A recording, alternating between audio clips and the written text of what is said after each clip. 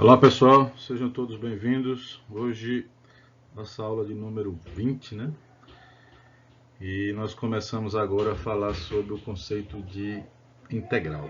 Bom, antes de começar, eu gostaria de fazer algumas reflexões a respeito da integral, né? Como a gente conhece lá dos cursos de cálculo, né? Então, a gente quer dar um significado ou pelo menos aprender a fazer essa operação aí que a gente chama de, né, integral da função f. E a gente começa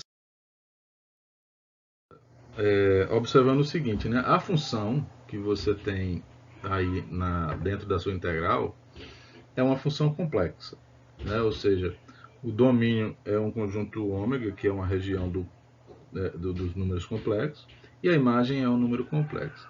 E a gente não pode esquecer que os números complexos, na verdade, eles são um plano, né, com uma operação de multiplicação definida. Né? Então, ou seja, é o R2 com uma outra roupa. Né? E por ser um plano, né, o que cabe a gente pensar aqui é o seguinte, olha, a nossa função ela tem um domínio em duas dimensões e uma imagem em duas dimensões. Então, assim, embora a gente possa pensar nos números complexos como números, né, mas eles possuem duas dimensões. Tá entendendo? Então, a conclusão a que se chega é que a integral que a gente quer construir sobre os números complexos, elas são, na verdade, as integrais de linha que a gente conhece lá no plano, né?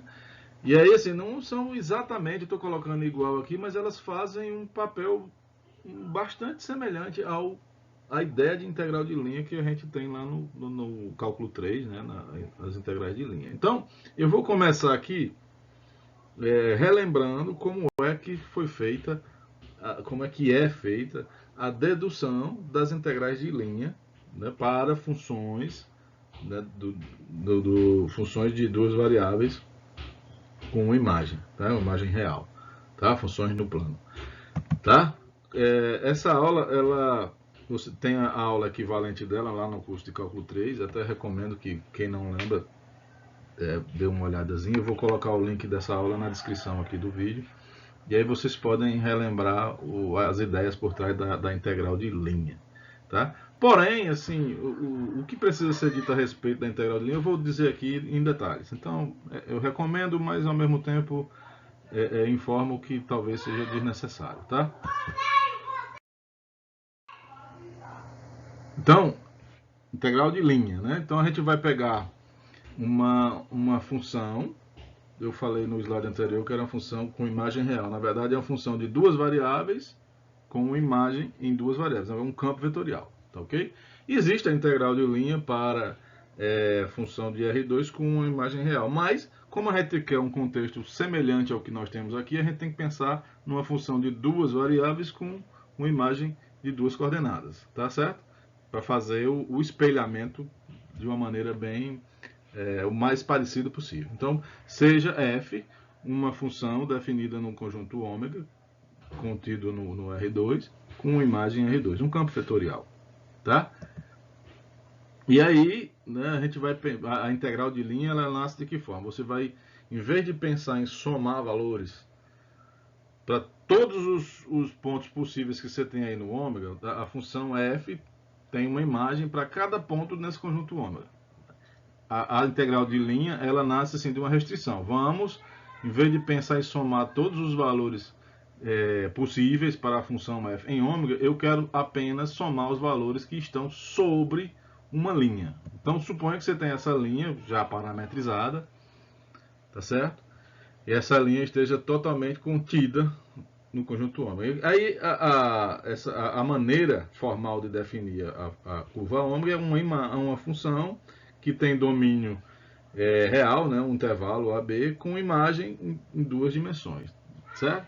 É um gama de t, onde a imagem é um x que depende do t e um y que depende de t, Tá certo? Então, visualmente, você tem um domínio no intervalo AB, isso para a função gama. Tá? E aí, para cada t no intervalo AB, você vai ter uma imagem, gama de t, que está sobre essa curva aí, que é, na verdade, a imagem da curva é o que a gente chama de curva, simplesmente, tá? Mas a curva seria a imagem da função. Aí a gente convenciona-se chamar tudo de a curva gama, tá legal? Então, o que a gente faz lá no cálculo 3 é o seguinte, a gente pega uma partição do intervalo AB, tá certo? Nada mais do que pegar o intervalo AB e dividir ele em N pedaços. Né? Esses pedaços não precisam necessariamente ser de mesmo tamanho, eles podem ser de comprimentos variados. E aí a gente vai definir, né, só para dar nome aos bois, o que vem a ser o delta TI. A gente poderia falar delta T se a divisão fosse em valores iguais, mas como não é, né, e a intenção é que seja o mais genérico possível, né, faz uma subdivisão aí com tamanhos variados, e aí a gente precisa se referir a cada um de maneira específica, delta TK. Delta TK vai ser o TK menos o TK menos 1. E delta T, sem índice, ele vai ser simplesmente o maior de todos os delta TKs. Né? Esse K, se o T varia de T0, T1 até Tn, significa que nós temos o K variando de 1 até N. Show? Então, quando você pega a imagem de cada um desses TKs que estão na partição, né, P, partição do intervalo AB, você vai ter uma imagem para cada um deles sobre a curva gama. Tá certo?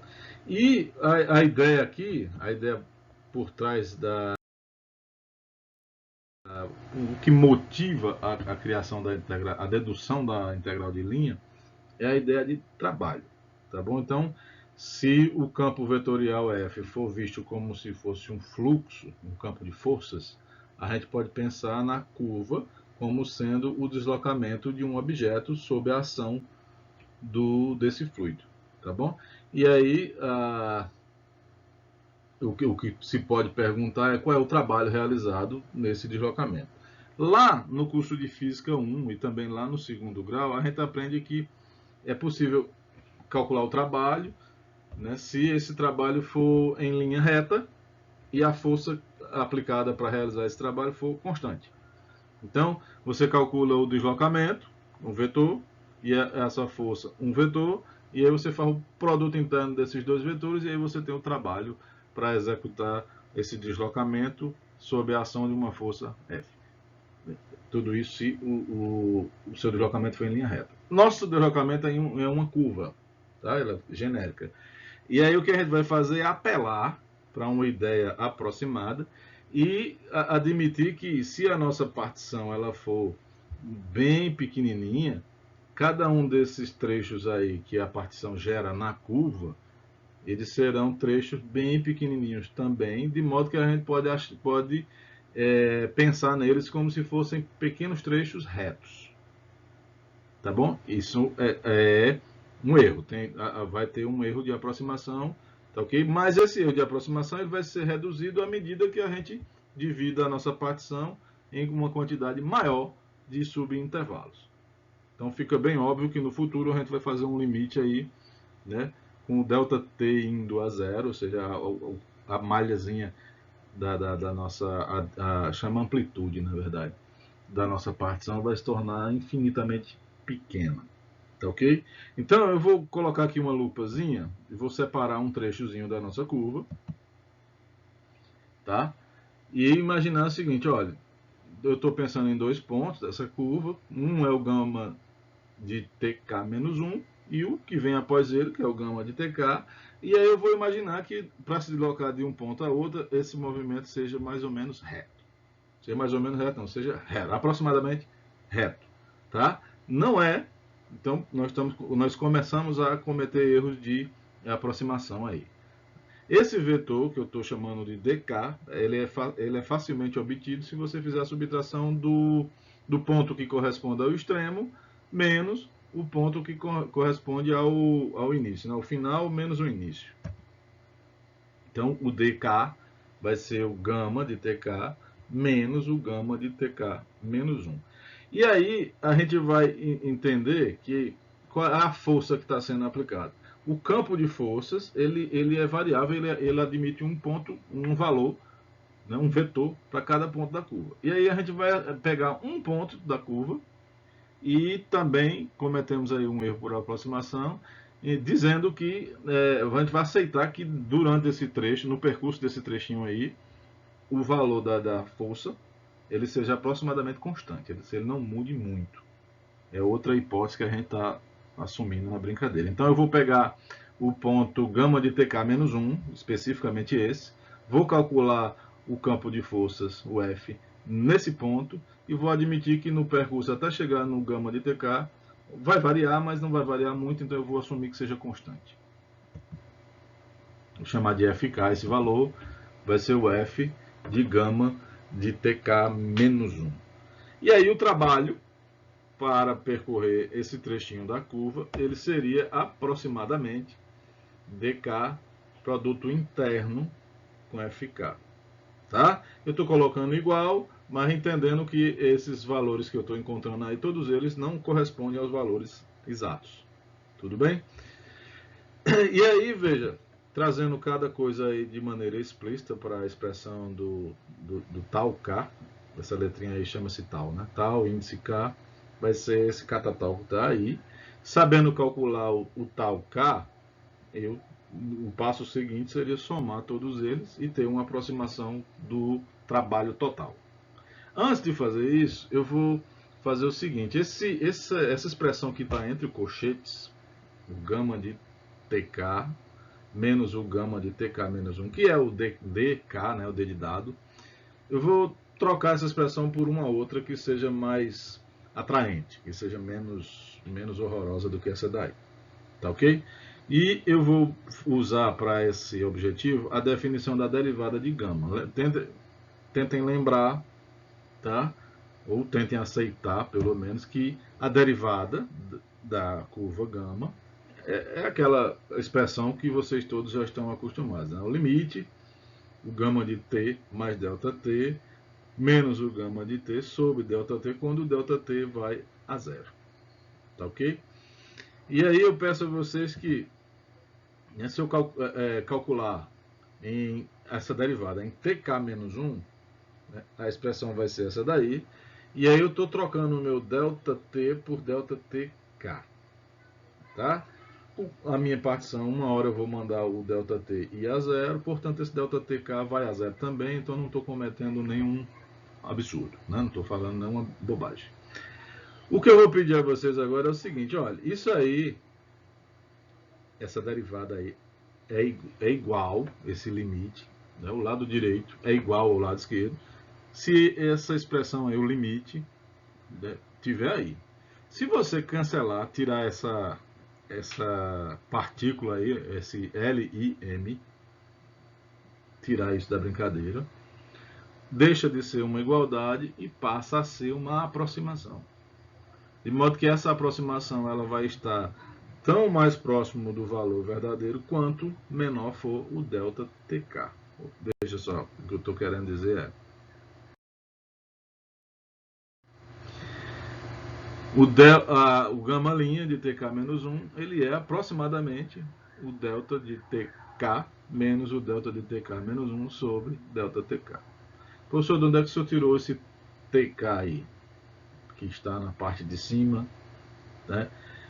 TK-1 mais ΔT, né? Você está pegando o ΔTK-1 e somando o que falta para chegar no delta, no TK. Por isso que TK-1 mais ΔTK foi trocado por ΔTK, ou por por T índice K. E aí eu vou pegar a parte de cima dessa fração, vou jogar ela para o outro lado e aí eu tenho uma aproximação para o DK. Tá? O meu objetivo o tempo todo era fazer aparecer a derivada no meio dessa brincadeira. Tá ok? Então, voltando para onde a gente estava, né? A gente tinha uma expressão para o tal K, né? E aí eu vou trocar onde havia o delta o gama de TK menos o gama de TK menos 1 e vou trocar por gama linha de T índice K menos 1 multiplicado por delta TK, que é o que está aí na sua tela, destacado numa corzinha parecida com a cor de rosa. Show! Tenho então o tal K, o trabalho para fazer o deslocamento naquele pequeno trecho. Tá? O tal K. O trabalho total seria aproximadamente a soma de todos os trabalhos em cada um dos trechinhos. Tá ok? Então isso vai ficar essa expressão aí. E para que eu tenha a expressão do valor exato do meu trabalho, você passa o limite, ΔT indo a zero, tá ok? E aí vocês vão se recordar que essa expressão que está aí nada mais é do que uma integral. Né? Essa aí é a integral em T, de A até B, de f de gama de T, produto interno com gama linha de T, dt. O que nós vamos fazer com isso? Veja, a gente vai pegar essa expressão, isso daí é o que define a integral de linha, num contexto geral, agora colocando a interpretação de trabalho de lado, você tem a integral de linha, é isso daí e pronto, seja lá o que isso signifique, né? Nós vamos olhar para essa expressão que define a integral de linha para um campo vetorial bidimensional e vamos trazer ela para uma função que seja complexa, de C para C. Então nós vamos aí ela muda de nome, é bonita essa mudança, né? Chama-se integral de contorno. É engraçado isso, né? Porque linha e contorno é a mesma coisa. Então é mais assim, quando se fala integral de contorno é porque está se referindo às integrais complexas. E aí, veja, o f de gama de t é um vetor. Gama linha de t é um vetor. No nosso contexto, f de gama de t vai ser um número complexo. Gama linha vai ser um número complexo. E não existe a ideia de produto interno de números complexos. Pelo menos a gente não estudou isso aqui. Tá? Por que não estudou? Porque não precisa. E por que não precisa? Porque a gente sabe fazer produtos. O nosso universo aqui complexo, a gente tem uma operação de produto. Então, a nossa integral vai ser irmã gêmea dessa daí, só que esse pontinho, que corresponde ao produto interno, ele vai rapar fora. Tá bom? Então, olha. Suponha que você tem uma função agora, em vez do campo vetorial. Essa função, ela é contínua, tá? E você tem uma curva gama, parametrizada, né, e tal, totalmente dentro do domínio da curva f. E aí a gente vai definir que, veja que a curva gama, ela vai ter o x, a gente vai chamar, embora a gente vai chamar de gama, mas para representar ela vai ter um z de t.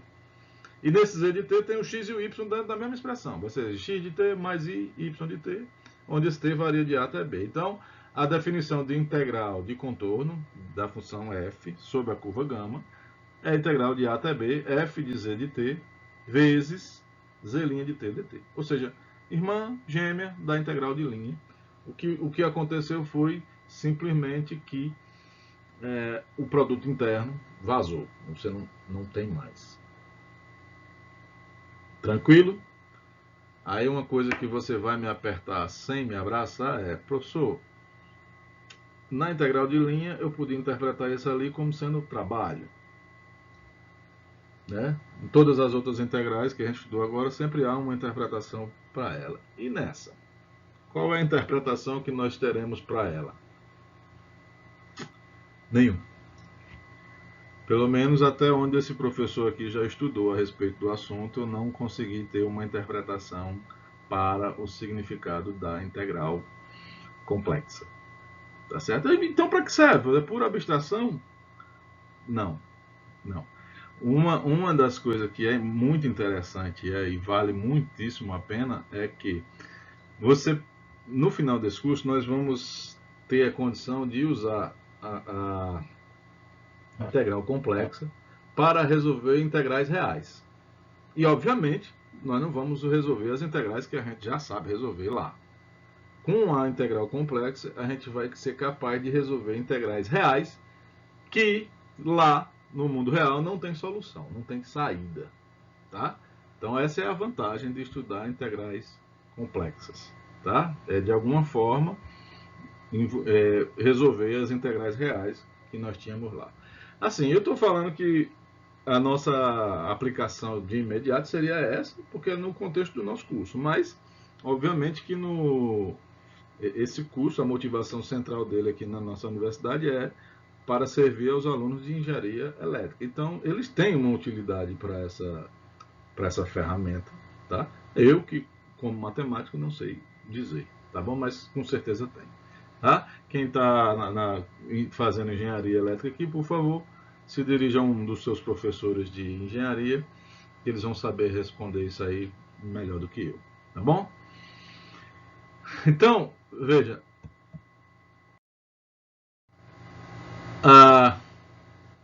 as propriedades que a integral de contorno tem são basicamente as mesmas propriedades que a integral de linha tem. Então, eu vou passar aqui muito rapidamente. Né? Se você tem a integral de k vezes f, o k pode ir para fora. Isso para qualquer k complexo, tá bom? A integral da soma ou da diferença é a soma ou a diferença das integrais. Tudo isso aí você já sabe. Se a sua curva gama ela for obtida como dois trechos, ou seja, a junção de duas curvas, tá certo? Então você pode fazer a sua integral num trecho, no outro trecho e depois somar, tá? Isso é válido se cada trecho for uma curva suave, uma curva cuja o x e o seja derivável, tá? O z seja derivável, tá ok?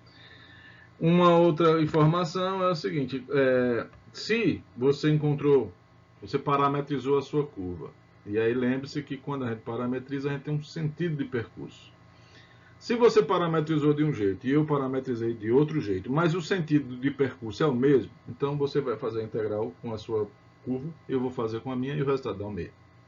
Agora, se a sua parametrização, né, dá o mesmo desenho, a mesma curva, só que o sentido de percurso do seu é o contrário da minha, então quando eu fizer a minha integral e você fizer a sua, a diferença que vai haver entre o valor encontrado para mim e o seu é o sinal, tá?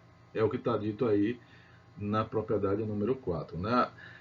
Esse menos gama não é multiplicando a curva, porque não existe multiplicar a curva por um sinal, por um menos 1. Essa notação aí indica que a curva possui o sentido contrário da curva gama. Então a curva gama, se ela vai no sentido subindo, menos gama é a mesma curva, só que no sentido descendo. Show? Então, temos aí essas quatro propriedades. E aí, né, o que precisa ser mais dito? Eu acho que está tudo aí. A ideia é assim, lembra do que se aprendeu lá na integral de linha e pau na moleira. Tá bom? Vamos supor que você tenha que fazer essa integral aí. Tá? Mas, professor, já o senhor não vai falar de primitiva, nem de nada. Olha, se você conseguiu entender, a integral de linha, né? Integral sobre a curva gama, vai transformar isso aí numa integral na variável t.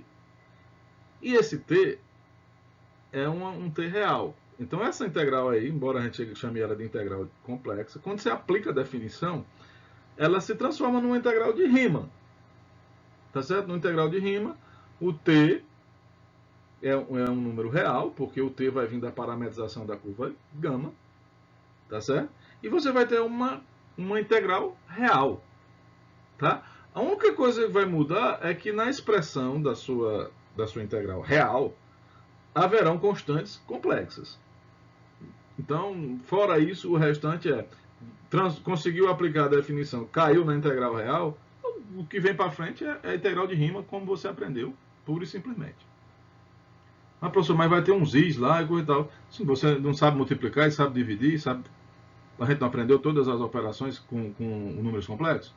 Então, nós estudamos todas as funções elementares, aprendemos todas elas e as suas derivadas. Então, se nós sabemos as derivadas delas, nós sabemos as integrais delas.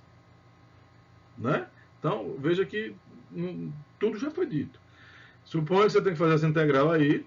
A curva gama é o lado direito do círculo. Olha, módulo de z igual a 1 é um círculo unitário. Indo de z igual a menos i, z igual a menos i, ele está aqui no eixo y, a parte de baixo do disco, e do círculo. E z igual a i, ele está na parte de cima. É o hemisfério norte e hemisfério sul. Hemisfério sul e hemisfério norte. Parte de cima e parte de baixo. É o lado direito do disco. Certo? Tá aí ele desenhadozinho, bonitinho. O sentido de percurso é indo do z igual a menos i até o z igual a i. Tá ok? Qual é a parametrização que você faria, que você daria para essa curva gama? Veja, nós temos uma aula sobre parametrização, é a aula número 9, se eu não estou enganado. Então vocês corram lá para lembrar das parametrizações. Então, se você recorda disso aí, você vai lembrar que isso aí é elevado a it, ou, se você quiser, né, o cosseno t mais i seno t, né, lembra mais a ideia de coordenada polar. Coordenada polar com raio fixo, tá certo? Ou a forma polar, né, com raio fixo. Eu gosto mais dessa forma aí, que é a forma exponencial que vem lá da polar. Z igual a E elevado a it, onde esse t varia de menos π sobre 2 até π sobre 2. Você perceba, olha, na expressão do z de t, aparece o i. Mas o t, propriamente, ele é real. E sempre vai ser assim. Tá bom? Então, quando você for jogar isso aí dentro da integral de linha, usando a definição, a sua integral de contorno, ela vai se transformar numa integral de rima, no contexto de integral de rima mesmo. Tá legal? Então, veja. Quanto é a derivada de z? Eu não vou fazer, vou deixar só, né? A derivada de z vai ser E elevado a it vezes a derivada de it. A derivada de it é i. Tá bom? Não vou colocar aí não. Você tá, né? Anota aí no papelzinho. Então, ó, vou jogar já na minha integral. Então você vai fazer o quê? Eu vou precisar trocar z por E elevado a it e vou precisar trocar dz pelo que vem a ser o dz. Então o dz é z' de t dt. Show? Então, ó, parte de cima ficou E elevado a it mais 1. Parte de baixo, E elevado a it. dz troca-se por quem? Né? É o gama' de t dt, que é o z' de t dt. Z' de t é E elevado a it vezes i. E aí perceba que o que você tem embaixo da expressão é igual ao que está ao lado. Dá para você cancelar um com o outro, vai ficar um i sobrando aí. Botei ele já para fora. Né? O t varia de menos π sobre 2 até π sobre 2. Então, veja que é uma integral em t, tem uma variável real. Então você vai integrar E elevado a it. Qual é a integral disso? Integral de 1. Qual é a integral de 1? Então, o procedimento aí é o que vocês conhecem lá para a integral de rima. Tá? Então, a integral de E elevado a it vai ser E elevado a it, né? Dividido por i. Isso. E aí, por que o i apareceu como menos 1 aí? É elevado a it dividido por i. Só que eu já multipliquei em cima e embaixo por i. Aí vai aparecer um menos i. Tá bom? Professor, eu não acompanhei, não. Então bota, é elevado a it sobre i. E aí você tenta lembrar como é que você faz divisão de números complexos, tá? Integral de 1 é t. Aí você vai substituir agora de menos π sobre 2 até π sobre 2. Faz toda essa conta aí. Eu vou acelerar o processo aqui. Tá? Você dá pausa aí, vai conferindo termo a termo. Cancelei o que podia ser cancelado. E elevado a π sobre 2, você vai transformar o cosseno de π sobre 2 mais i seno π sobre 2. Tá? E você vai estar fazendo isso para que você possa usar cosseno de π sobre 2, seno de π sobre 2, onde você, né, a gente sabe calcular o valor. Cosseno de π sobre 2 é 0, seno de π sobre 2 é 1, e aí substituindo todo mundo aí vai ficar 2 mais π I. Então, realizamos a nossa integral. Tranquilo? Uma coisa que você poderia pensar assim, vamos só fazer algumas reflexões, tá?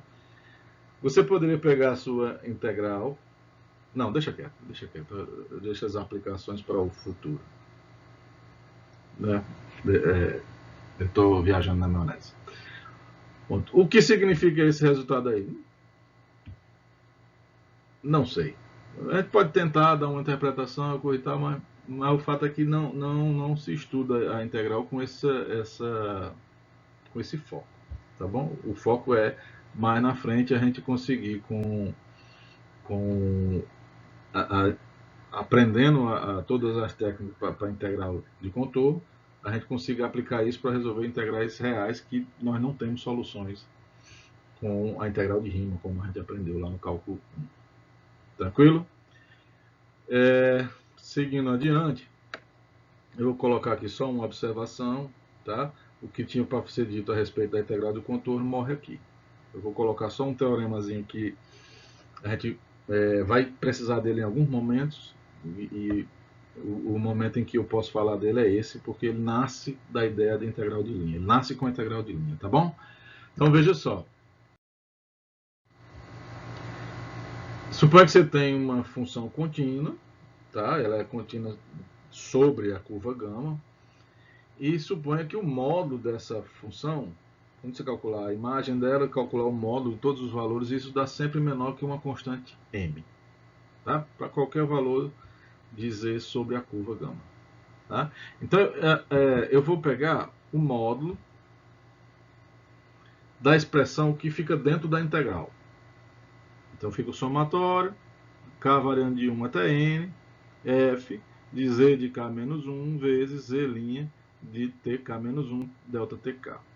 Eu transcrevi aquela fórmula que a gente fez para a função, para o campo vetorial, e transcrevi ela para o que viria a ser para a função complexa. Então fica f de z, era f de gama de tk menos 1, multiplicado por gama' de tk menos 1, tá? Multiplicado não, produto interno, gama' de tk menos 1, vezes o delta tk. Então, vamos trocar o f grande, que é o campo vetorial, pela função f aí, e onde estava gama de t, você vai trocar por z de t. Gama', você vai trocar por z'. E aí fica essa expressão aí. Eu estou colocando sem o limite vai vir depois, tá bom? E aí eu quero que você pense o seguinte, olha, você tem uma soma de n termos. A gente aprendeu que existe uma desigualdade, né, a desigualdade triangular, que diz que o módulo da soma é menor ou igual que a soma dos módulos. E se você fizer isso para uma soma de n termos, também continua valendo. Então vai ficar, né, menor ou igual que a soma do módulo de cada um dos termos. Então fica o somatório do módulo de cada um dos termos. Aí dentro desse somatório, você tem um módulo e um produto. E aí você tem outra regra a respeito do módulo, que diz que o módulo do produto é o produto dos módulos. Então eu vou aplicar também. Tá certo? Aí você vai usar agora a suposição que foi feita. O módulo de f de z sempre menor ou igual a m. Então esse primeiro módulo que aparece dentro do último somatório, isso aí pode ser trocado por um m, e aí o resultado agora passa a ser menor. Né? Então, ou seja, isso aí é menor ou igual que m vezes z' de tk menos 1 delta tk. Se você estiver conseguindo acompanhar, delta z sobre delta tk é o z'.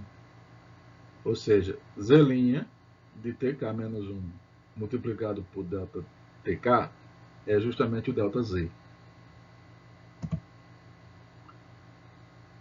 Então, primeiro coloco o m para fora e agora uso essa informação. O que está dizendo aí nesse somatório? O que vem a ser o delta z? O delta z é o comprimento de cada um dos trechinhos da curva. Tá certo?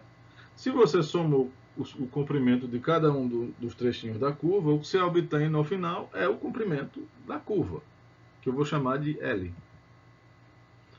E aí você tem que o somatório que a gente começou, aquele lá, aquele catatal, é menor ou igual que ML. E aí eu vou fazer o limite, eu vou fazer esse N cada vez menor e ele vai continuar sendo menor ou igual que ML. E aí, se eu incluo o limite, o que você tem dentro aí do módulo é justamente a integral. Tá certo? Então, a integral sobre a curva gama de FZ dz é menor ou igual que ML. Isso aí é chamado de desigualdade ML. É um teorema que, assim, embora eu não vá cobrar de vocês o uso deles, mas em alguns momentos do curso a gente deduz-se algumas propriedades, algumas demonstrações de teoremas que essa regra aí ela é usada.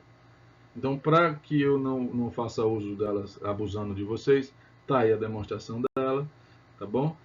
Só lembrando, esse L é o comprimento da curva.